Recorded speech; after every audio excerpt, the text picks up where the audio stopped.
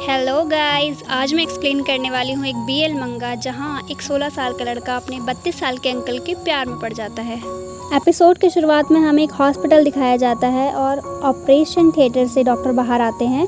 Doctor से हमारे story का मेन लीड हाजिमा पूछता है, डॉक्टर मेरी बहन कैसी है? जिस पर डॉक्टर कहता है आपकी बहन और उनका बेटा बिल्कुल ठीक है। हाजिमा डॉक्टर को थैंक्स बोलता है और रूम में चला जाता है। वहाँ जाकर देखता है कि उसकी सिस्टर रो रही होती है और कहती है कि बच्चा मर क्यों नहीं गया। तब जिम्मा कहता है कि दीदी आप ये क्या कह रही हैं? सिम्मा कहती है कि अब मुझसे कोई शादी नहीं करेगा, इसका पापा मेरे साथ एक रात बिताकर भाग गया, मैंने उससे बहुत प्यार किया।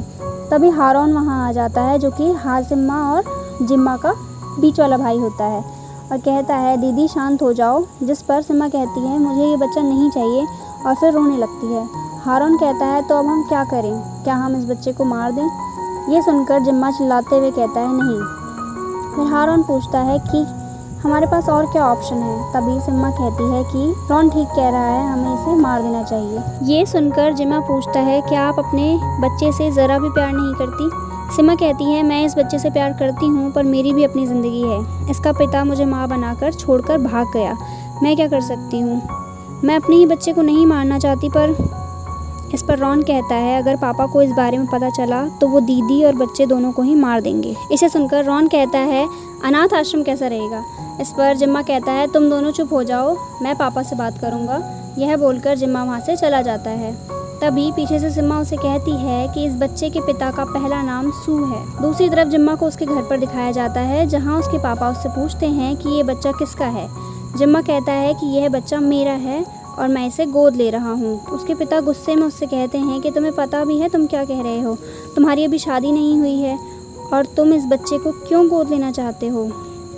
क्या कुछ ऐसा है जो तुम मुझसे छिपा रहे हो? इस पर जिम्मा कहता है कि मैं आपसे कुछ छिपाना नहीं चाहता पर मैं गे हूँ तो मैं किसी से शादी नहीं कर सकता, तो मैंने सोचा कि इस बच्चे को गोद लेकर कहीं अलग रहूँ।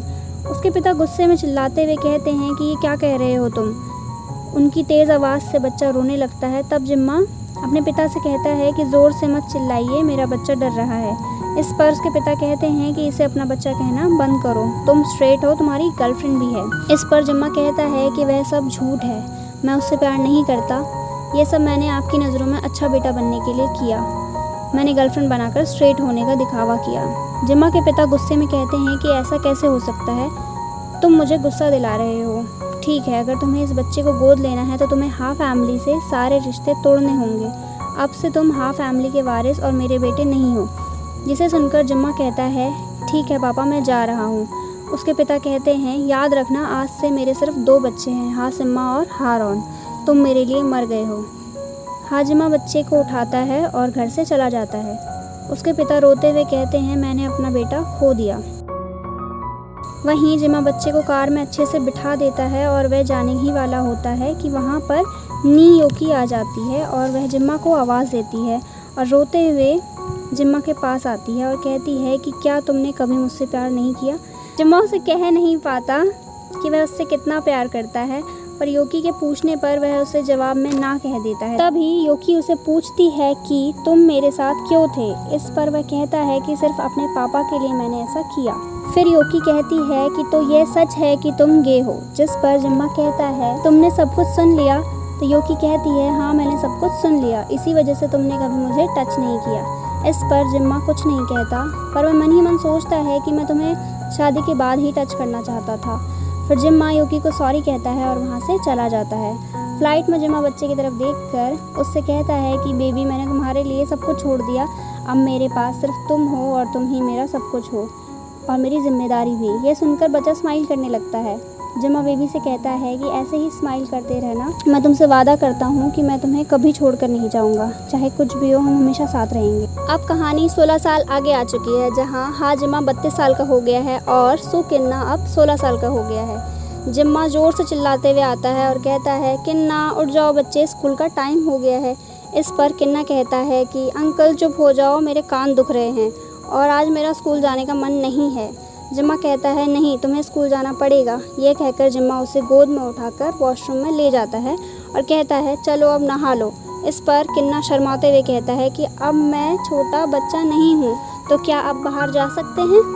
इसे सुनकर जिम्मा कहता है कि तुम मेरे अभी भी 16 साल के छोटे से बच्चे हो जिसके अंडरवियर में रोज़ धोता हूँ। जिसे सुनकर किन्ना ब्लश करने लगता है और फिर जिम्मा उससे कहता है कि तुम शर्माओ मत, मैं जा रहा हूँ। जिम्मा के जाने के बाद किन्ना सोच रहा होता है कि अंकल समझ क्यों नहीं रहे हैं कि मैं बच्चा नहीं हूँ। अब मैं 16 साल का हूँ और मैं उन्हें बहुत पसंद करता हूँ। मैं आपको अंकल की तरह पसंद नहीं करता, मैं आपको अपना बॉयफ्रेंड बनाना चाहता हूँ और मैं सोचता हूँ कि वह पल कब आएगा जब आप मेरा प्यार समझ पाओगे और हम एक कपल की तरह साथ रह पाएंगे।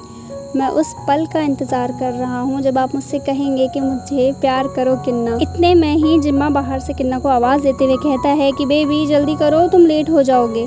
किन्ना कहता है आता हूँ अंकल। अंकल कहते हैं ओके बेबी। इस पर किन्ना सोचता है कि यह बेबी शब्द वो मेरे लिए बच्चे की तरह बुलाने पर इस्तेमाल करते हैं। मैं चाहता हूँ कि वो मेरे बॉयफ्रेंड की तरह बेबी शब्द का यूज़ करें। वो क्यों मेरी फीलिंग्स को नहीं समझ रहे हैं जो मेरे दिल में उनके लिए हैं। मैं अब कोई छोटा बच्चा नहीं हूँ और ना ही मैं गे हूँ, बस मैं उनसे बहुत प्यार करता हूँ। इसके बाद किन्ना अपने कमरे से बाहर आता है। फिर जिम्मा और किन्ना दोनों साथ में ब्रेकफास्ट करते हैं। जैसे ही वह घर से निकल रहे होते हैं किन्ना अचानक से कहता है अंकल क्या आप मुझे किस कर सकते हैं। मुझे पता है कि मैंने आपसे ऐसा कभी नहीं कहा है, मैं बच्चा नहीं हूँ, अब मैं बड़ा हो गया हूँ, शायद आप मुझे किस ना करें। इतना कहने पर ही जिम्मा उसका फेस पकड़कर उसे एक जेंटल सी किस कर देता है, जिस पर किन्ना हैरान हो जाता है। जिम्मा उसे कहता है कि तुम अभी भी छोटे हो और मैं तुम्हें जितना चाहे उतना किस कर सकता हूँ बेबी। जिम्मा ने गाल पर किस किया होता है पर किन्ना को लिप्स पर किस चाहिए थी, तो वो जिम्मा की तरफ बढ़ते हुए उसे खींचकर अपनी तरफ लाता है और उसकी कमर पकड़ लेता है। इस पर जिम्मा उससे पूछता है बेबी तुम्हें कुछ और चाहिए क्या। किन्ना उसे कहता है मुझे किस चाहिए। जिम्मा कहता है ओ और चाहिए, जिस पर किन्ना अपने गाल की तरफ इशारा करते हुए कहता है कि यहाँ नहीं, फिर अपने होठों की तरफ इशारा करते हुए कहता है कि मुझे यहाँ चाहिए, जिस पर जिम्मा उसे प्यार से लिप्स पर किस कर देता है। पर यह कोई बड़े लोगों वाली किस नहीं होती है, सिर्फ उनके लिप्स टच होते हैं। किन्ना सोचता है कि कभी अंकल को किसी से प्यार हुआ भी है या नहीं, उन्हें पता है कि किस कैसे करते हैं। इतने में जिम्मा उसे कहता है चलो जल्दी करो, तुम्हें लेट हो रहा है। यह सिर्फ एक किस थी, तुम भूल गए हो क्या, हमने बहुत बार किस किया है। जब तुम छोटे थे तब हमने बेडरूम में, बाथरूम में, किचन में और तो और खाना बनाते हुए भी किस किया है। जिसे सुनकर किन्ना कहता है बस करो, मुझे याद आ गया, हमने बचपन में बहुत किस किया है, मुझे लेट हो रहा है, मैं जा रहा हूँ। जिम्मा कहता है ओके बाय बेबी, अपना ध्यान रखना। किन्ना जाते हुए सोचता है कि क्या सच में हमने बचपन में किस किया है, अगर किया है तो मुझे याद क्यों नहीं है। पर मैं चाहता हूँ कि वो मुझे किस करें, मुझसे प्यार करें और एक बड़े लड़के की तरह, ना कि मुझे बच्चा समझ। Thank you for listening. जल्द ही मिलते हैं अगले एपिसोड में।